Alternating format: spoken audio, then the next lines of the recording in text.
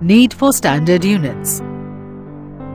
Since ancient times, different methods were being used to measure, like cubic used by Egyptians, foot ruler by Europeans, angular finger by Indians, etc.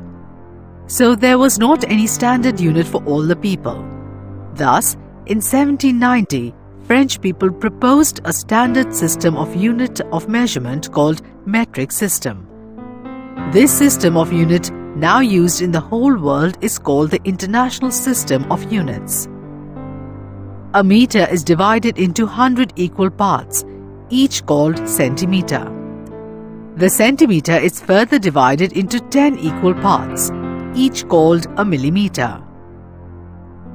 1 meter equals 100 centimeters equals 1000 millimeters. 1 centimeter equals 10 millimeters.